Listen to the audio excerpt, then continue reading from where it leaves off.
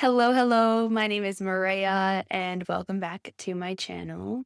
I'm excited to talk to you today about what it means to become the partner that you want to be. And first of all, I want to make it clear that my goal isn't to be a teacher of how to get a relationship or how to be with somebody. I think that the most beneficial part of our life is about learning how to connect to ourselves, how to utilize our internal energies to be able to balance our yin and yang, masculine and feminine, in order to then experience life and love and connection and creation in the way that it's intended, which is unconditionally. I am a very big advocate for understanding ourselves from within. And so in my last video, I talked a lot about the masculine and feminine energy and what that means. And when we don't know what those energies are within us or how they are manifesting or what the connection within ourselves is, then we tend to go and look outside of ourselves and in other people and in connection to essentially validate and create our identity from the things that we don't find within ourselves. And it only ever leads to some sort of disconnect or unhappiness or disappointment, because when we are essentially allowing other people to be the determining factor of our own self, then we also have this limited amount of time before it all comes crashing down, because the moment that they contradict that part of our identity or they act in a way that is not in congruence with how we need them to act in order for us to be stable, then the outsourcing of that part of ourselves, that need for validation, is all going to kind of crumble back. Then we're all going to be in a place where we're not able to kind of understand what love is. And we're all going to be looking for that piece of ourselves within other things. And so today I just want to talk to you about, how do you identify what your masculine and feminine energies are and what does that mean? I kind of talked about the importance of it in my last video, so I'll leave you to that to explore. But the first step for me was always to identify, okay, what are the characteristics of my energies? What is my feminine energy? What is my masculine energy? And they don't manifest or express themselves the same for everybody.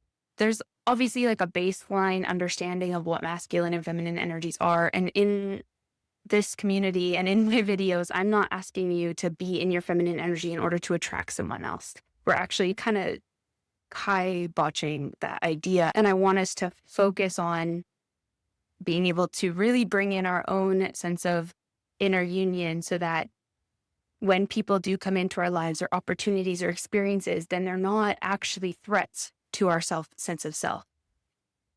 So the first step, like I said, is identifying what those characteristics are. And for me, my masculine is very artistic, loves music, very deep, like a big void of emotional capacity.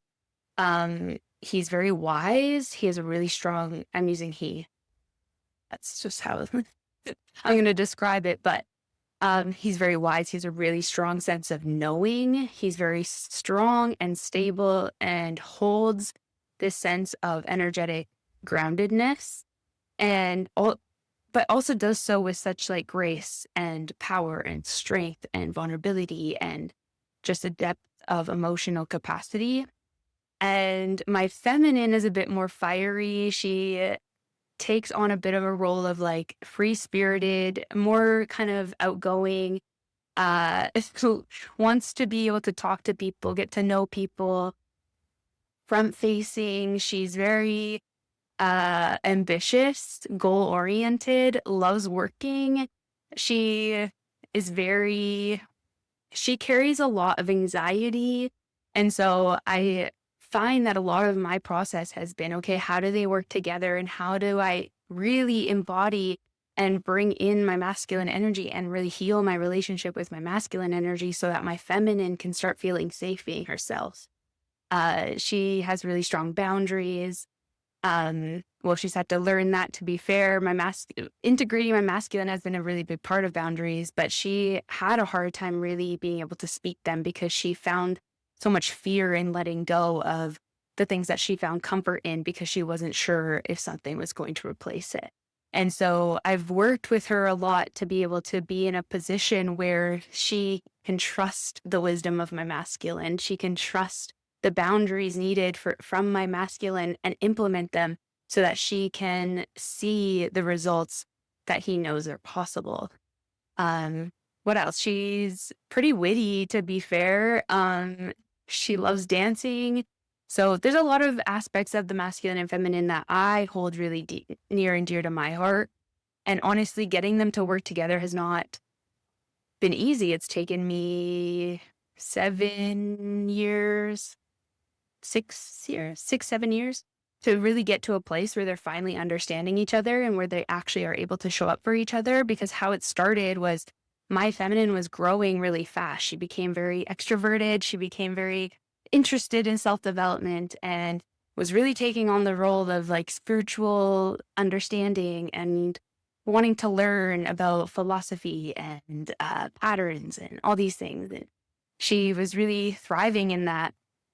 Um, and really present, really creative. But my masculine hadn't quite yet developed the confidence to be able to meet her there. And so he actually ended up retreating. He became really self conscious, felt like he wasn't enough to meet her where she was at. And she was like, look, like, if you don't meet me, I'm going to kind of go on without you. And kind of in like a selfish energy, you could say. And I'm kind of just telling you the story of how it all started for me. But um, really she came from this point of like, okay, like, see you later then. And it kind of crushed him more because she didn't see how important it was for her to work with him and trying to really understand how integrating him into her life would have been really important. And so as life went on, I became a lot more unstable because I hadn't developed that relationship with my masculine in the time frame that I actually had the opportunity.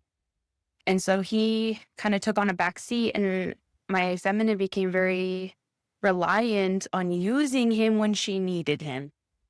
And he was always there, he would always show up, but only she was only really open to receive him when she needed him and when she saw purpose in it. And I think that was really the beginning of the end where it all kind of came crashing down. And I think I saw the most amount of anxiety when that was kind of unfolding.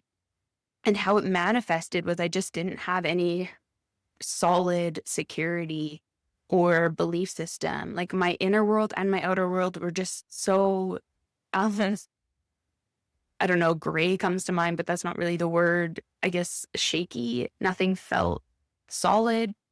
I was just kind of floating through life and I couldn't understand why. And it wasn't until I had the ability to start listening and receiving the voice of my masculine where boundaries started being set and then things kind of unfolded a lot from there. But I won't go too much into all the detail because obviously I want to be able to keep some stories for some other content. But um, the whole point of me saying this is that I want to iterate to you that knowing what the archetypes or the characteristics of your masculine and feminine are really important to understand what is the role that they're playing, where are they abandoning one another or where are they ignoring one another? Do they see the value that both of them hold?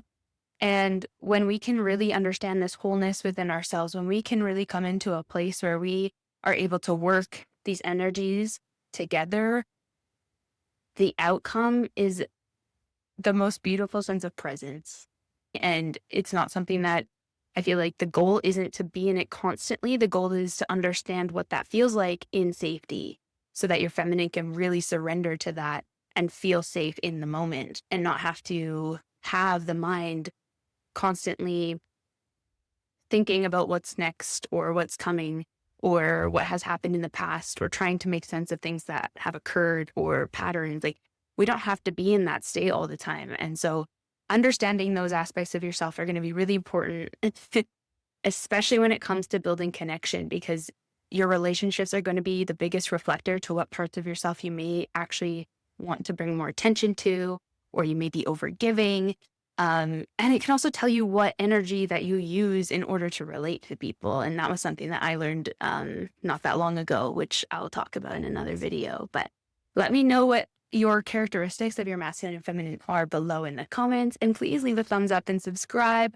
I am excited to talk to you guys all again soon. Take care.